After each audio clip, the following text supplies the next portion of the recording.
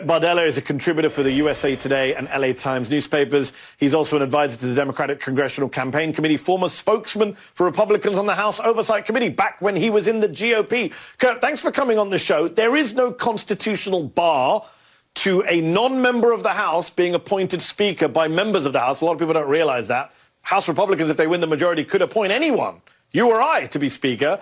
They might appoint Donald Trump. If you were a betting man, Kurt, what would you say the odds are that Donald Trump is Speaker of the House and second in line for the presidency come January 2023? Well, I don't think that's going to happen because I don't think Republicans are going to win the House of Representatives in the midterms in 2022. And part of the reason why is because of conversations like this.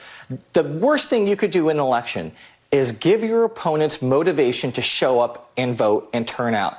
And anything hinting at Donald Trump returning to power or motivate the Democratic base so much. I mean, this is the gift that keeps on giving. I mean, at this point, Democrats could just let Republicans implode upon themselves. The fact that Kevin McCarthy has to spend any time answering a question like that because Donald Trump has put that out into the atmosphere just tells you the ton of problems that they're going to have. And it's only going to get worse as Donald Trump continues to hit the stumps, doing those rallies, speaking whatever comes to his wastefully away mind. It is going to be a constant distraction for Republicans, and it's only going to help Democrats retain control of power. I mean, look, you're an advisor to the Democratic Congressional Committee, so of course you're not going to say that they're going to lose the midterms, but history does suggest that the incumbent governing party does lose its midterms. I think you have to go back to George Bush in 2002, post 9/11, for a president's party that went against that. But you're right, Trump being a potential speaker would actually probably hurt as much as help Republicans. I mean, Democrats would just need to mock up some fake image of a Speaker Trump sitting behind President Biden during the State of the Union address. That would help Democratic turnout in a midterm, wouldn't it?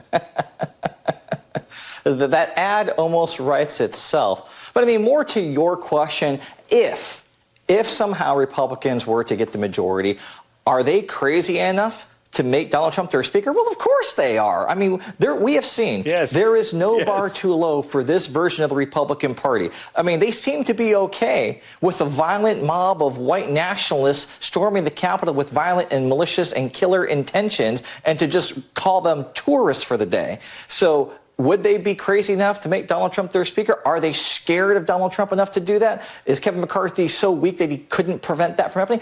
Yes, the answer to that is, of course it is. I just don't think it's going to happen. And I just think that, again, Republicans are going to have this constant Trump problem. We saw how it played in 2018, which was in many ways a referendum on the Trump presidency. We saw it in 2020. We saw in places like Georgia that Republicans lost twice in the span of 3 months. I mean, the demographics are speaking for themselves. That's why Republicans are doing everything they can to move heaven and earth to rig the election, to change voting laws, to restrict our voters from being able to participate in the electoral process. The reason why they're doing that is because they know that they're losing.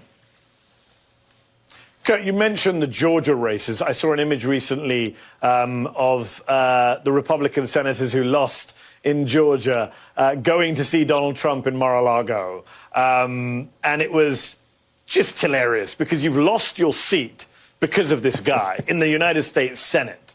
And yet you're still doing the pilgrimage to go and pay fealty to a loser.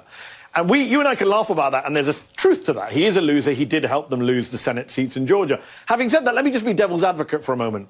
You say Trump will cost them. What about the argument that says Donald Trump upped Republican turnout, got more votes than any presidential candidate in history, bar Joe Biden, upped his share of the vote with Latinos in places like Texas, that actually the Republicans do still need him, despite everything? What's your response to that argument?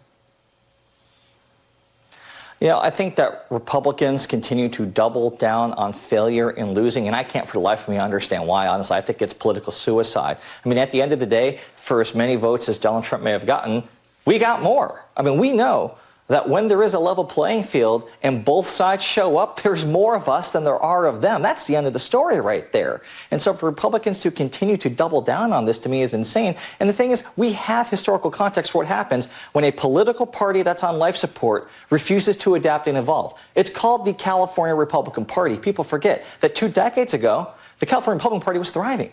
that they were in power. They had the governorship, they had a majority in the state assembly, and what did they do? They got extreme. They went extreme on the issue of immigration, which alienated the largest demographic bloc in California, and now Republicans can't get elected dog catcher statewide in California. Republicans lost control of the state legislature.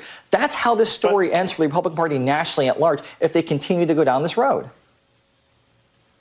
But you're assuming they're reasonable. We've got 30 seconds left. I just want to mention this story. Newsweek is reporting that some of the QAnon folks in the GOP who believe Trump will be back in office in August don't understand why he's selling tickets for his history tour with Bill O'Reilly in December, which made me chuckle, Kurt. It made me chuckle. They don't even understand their own leader's endgame.